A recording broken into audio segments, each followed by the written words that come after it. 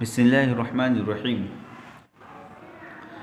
Subject عربی، class number 8، lesson number 3، تنوین، part A ہو چکا ہے ہمارا۔ پارٹ اے کے اندر ہم نے تنوین کس کو کہتے ہیں وہ سمجھا تھا، دو زبر کی تنوین کہاں پر آتی ہے، دو زیر کی تنوین کہاں پہ آتی ہے، دو پیش کی تنوین کہاں پہ آتی ہے، وہ ہم نے پارٹ اے کے اندر سمجھا تھا۔ دو زبر کی تنوین حرف کے اوپر آتی ہے، دو زیر کی تنوین حرف کے نیچے آتی ہے، دو پیش کی تنوین حرف کے اوپر آتی ہے۔ اب دو زبر کی تنوین آئی تو اس کو کس طرح سے پڑھیں گے، دو زیر کی تنوین آئی تو اس کو کس طرح سے ہمیں پڑھنا ہے، دو پیش کی تنوین آئی تو وہ حرف کو ہمیں کس طرح سے پڑھنا ہے، وہ اس سبق کے اندر ہم کو سمجھایا جا رہا ہے۔ تو دو زبر کی تنوین کے ساتھ ہم نے پڑھا تھا، جیسے حمزہ دو زبر ان، با دو زبر بن، با الف دو زبر بن، تا الف دو زبر تن، اس طرح سے اس کی آواز ہوں گی۔ اب یہاں پہ اس سبق کے اندر پارٹ بی کے اندر ہمیں یہاں پہ کسرے کے ساتھ، کسرہ یعنی دو زیر کے ساتھ الفاظ کو کس طرح سے ہمیں پڑھنا ہے اس کے اوپر دھیان دینا ہے۔ یہاں پہ لکھا ہے نمبر عربی موڑا اکشروں اوپر، عربی موڑا اکشروں اوپر کسرہ یعنی کہ تنوین لگاوینے نیچے پرمانے لکھائی چھے۔ اب یہاں پہ کہ دو زیر کی تنوین کہاں پہ آتی ہے تو حرف کے نیچے آتی ہے۔ اب ہمیں اس کو کس طرح سے لکھنا ہے، کس طرح سے پڑھنا ہے، وہ ہمیں یہاں پہ جاننا ہے، سمجھنا ہے۔ یہاں پہ دیکھو حمزہ لکھا ہوا یعنی الف، الف کے اوپر جو حرکت آ جاتی تو الف باقی رہتا ہے نہیں، ہم نے پڑھ لیا پہلے، اب وہ حمزہ کہلاتا ہے۔ تو یہاں پہ حمزہ لکھا ہوا ہے، تو یہاں پہ ہم پڑھیں گے حمزہ، حمزہ دو زیر ان، حمزہ دو زیر ان۔ اسی طرح باقی نیچے دو زیر کی تنوین ہے تو اب یہاں پہ ہم با کو پڑھیں گے با دو زیر بن، تا کے نیچے دو زیر کی تنوین ہے تو ہم یہاں پڑھیں گے تا دو زیر تین، سا کے نیچے دو زیر کی تنوین ہے تو ہم یہاں پہ پڑھیں گے سا دو زیر سین۔ اسی طرح سے جیم کے نیچے دو زیر کی تنوین ہے تو ہم یہاں پہ جیم کو پڑھیں گے جیم دو زیر جن۔ اسی طریقے سے الف سے لے کے یا تک کے جتنے بھی حروف ہیں ان تمام حروف کے نیچے ہمیں دو زیر کی تنوین لگا کر ہمیں یہاں پہ پڑھنا ہے۔ تو دو زیر کی تنوین لگانے کے بعد ان حروف کی آواز کیسے نکلیں گی وہ ہمیں یہاں پہ سمجھنا ہے، اس طرح سے اس کو ہمیں پڑھنا ہے۔ دیکھو میں پڑھتا ہوں، اسی طرح سے ہم پریکٹس کریں، یاد بھی کریں۔ حمزہ دو زیر ان، با دو زیر بن، تا دو زیر تین، سا دو زیر سن، جیم دو زیر جن، حا دو زیر حین، خو دو زیر خن، دال دو زیر دن، رال دو زیر زن، را دو زیر رن، زا دو زیر زن، سین دو زیر سن، شین دو زیر شن، صاد دو زیر صن، ضاد دو زیر دن، طو دو زیر طن، ظا دو زیر زن، عین دو زیر عن، غین دو زیر غن، فا دو زیر فن، قاف دو زیر قن، کاف دو زیر کن، لام دو زیر لن، میم دو زیر من، نون دو زیر نن، ہا دو زیر ہن، واو دو زیر ون، یا دو زیر ین۔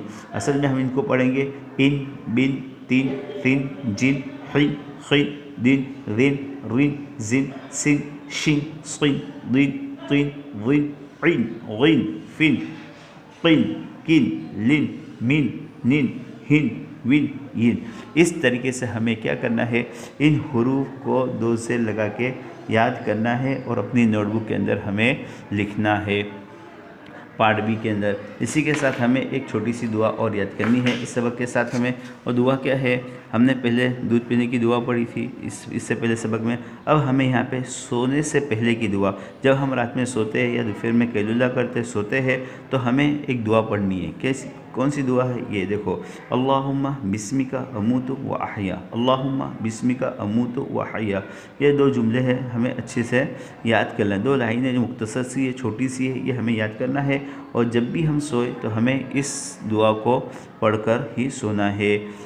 ترجمہ کیا ہے، اے اللہ تیرا نام لے کر میں مرتا ہوں اور جیتا ہوں، اے اللہ تیرا نام لے کر میں مرتا ہوں جیتا ہوں۔ یہ ہمیں دعا کو یاد کرنی ہے اور روزانہ سوتے وقت ہمیں اس کو پڑھنی ہے۔ اسی کے ساتھ ہمیں ایک حدیث اور یاد کرنی ہے۔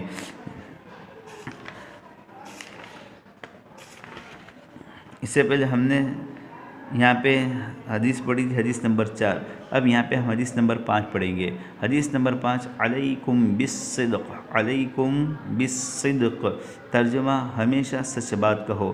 یہ حدیث کہتی ہے کہ ہمیشہ ہمیں کیا کرنا چاہیے، سچی بات کرنی چاہیے، جھوٹ کہنا نہیں چاہیے۔ کیوں؟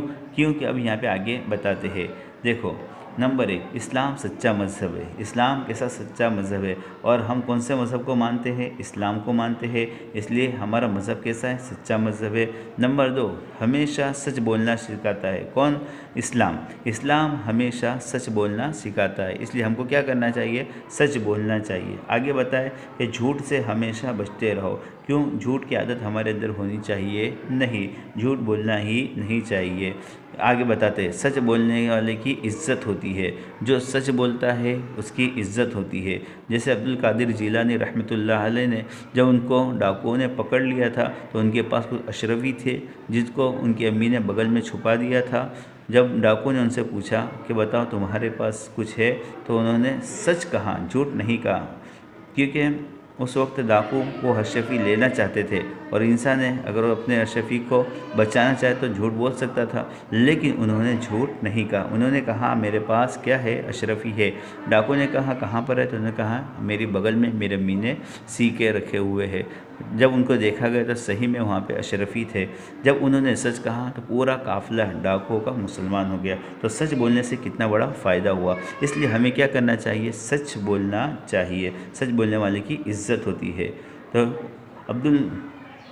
तो इस तरीके से हमें सच बोलना चाहिए। नंबर 5, सच बोलने से अल्लाह ताला खुश होते हैं। सच बोलने से अल्लाह ताला खुश होते हैं। सबसे बड़ा फ़ायदा ये है कि हम जितनी सच्ची बात कहेंगे अल्लाह ताला हमसे इतना ही खुश होंगे।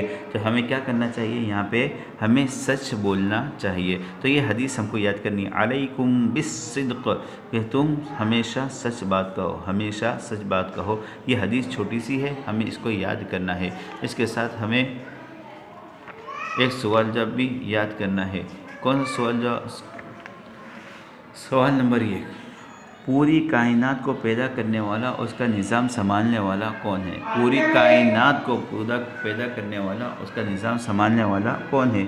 जवाब, पूरी कायनात को पैदा करने वाला और उसका निज़ाम संभालने वाला अल्लाह है। पूरी कायनात को पैदा करने वाला, उसका निज़ाम संभालने वाला अल्लाह है।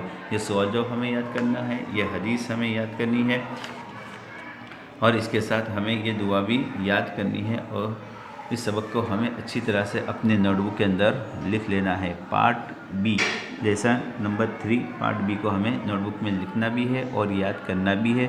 2 ज़ेर कहाँ पे आते हैं वो हमें याद करना है। 2 ज़ेर को क्या कहते हैं? 2 ज़ेर कहाँ पर आएंगे? 2 ज़ेर की आवाज़ कैसी होंगी? ये हमें इस सबक के अंदर याद करना है। फ़कत उस्सलाम।